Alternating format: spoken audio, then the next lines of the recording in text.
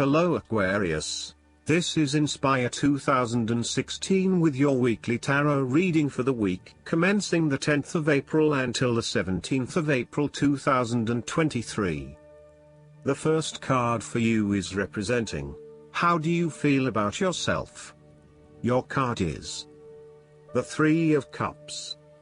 You are helping others, which in turn means that others are open to helping you. It is about spending quality time with your loved ones and your friends. It is a very sociable period. You will find a harmonious balance between meeting your commitments and spending quality time with friends and family. This is a great time to let your hair down and indulge yourself a little. You may be particularly drawn to the bar or restaurant scene, indulging in great food, wine and cocktails. You may also be celebrating something special, such as a birth, engagement, wedding, reunion, or birthday. For the moment, even though life's problems go on, you can take time out to forget about the hassles of the everyday world and enjoy the company of your friends and loved ones.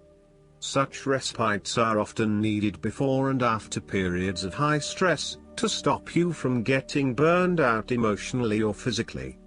When this card appears and you are experiencing a high level of stress, take some time off to recuperate, and gain the support of friends before returning to reality. The second card for you is representing, what do you want most right now? Your card is the King of Swords. What do you want most right now is to use your logic and intellect to navigate your path ahead. There would be a male significant figure in your life, most likely from air signs, who has the courage and intellect to accomplish all that he desires. You need to adopt a very stern but fair role. You have clarity of mind and can perceive the truth right now, so you must take the lead with providing an objective point of view. You are well positioned to judge your situation appropriately and identify the limiting behaviors that are getting in the way. This is a time when you need to leave emotions out of it, and remain as objective and rational as possible. You may need to reason with others and be quite direct about what you are observing. You may be concerned that you are not being particularly caring or sympathetic, but at this point in time, this detachment is what is needed most. Similarly, the King of Swords encourages you to use your logic and intellect to navigate your path ahead. You will need to get to the heart of the matter, make firm and well-researched decisions, and ensure that you are firm but fair in your dealings with others. You need to be able to take any situation, look at it with total impartiality, and then come to a decision that is both fair and insightful. The third card for you is representing your fears.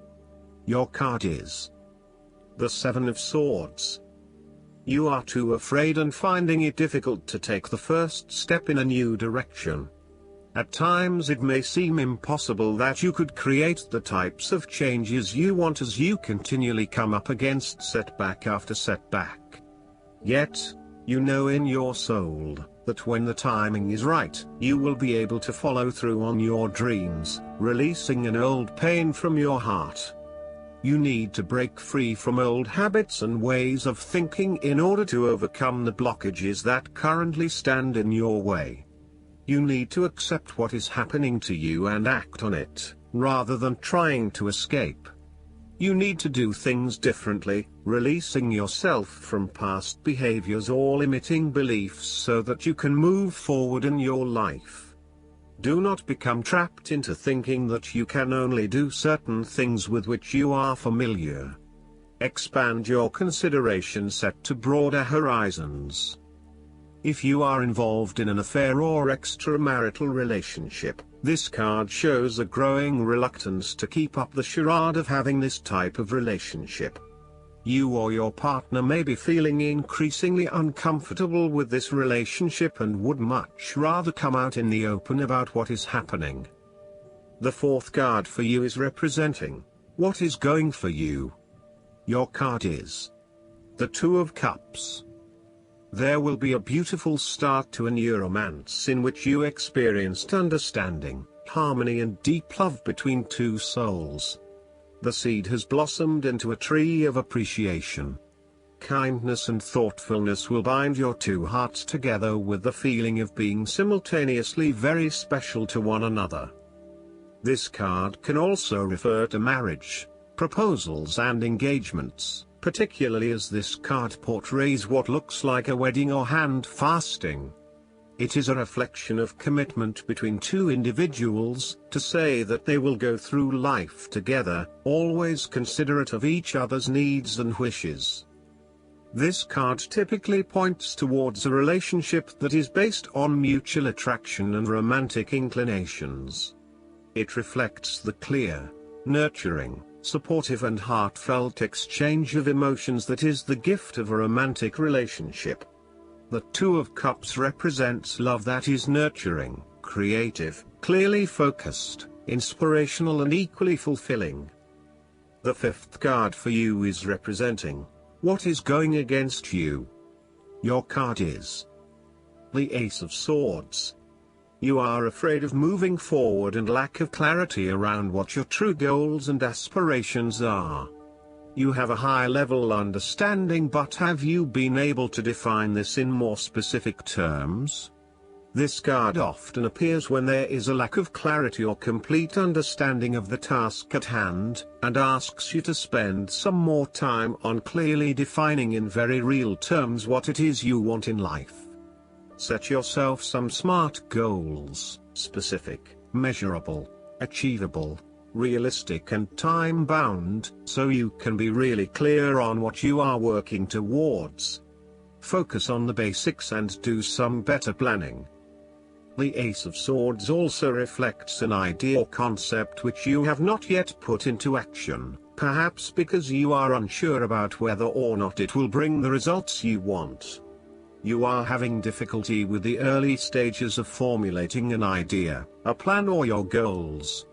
You may have too many ideas on the go and are unable to make a decision, creating challenges with completion. The Ace of Swords identifies clouded judgment and lack of mental clarity around a specific situation. You are missing important information or evidence that will assist you in your predicament, so invest your time and energy into seeking out the truth, rather than simply taking things at face value.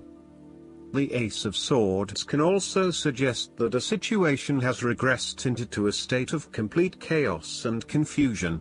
Whatever clarity you had about the specific situation is now gone, and instead it feels like there is just one big mess.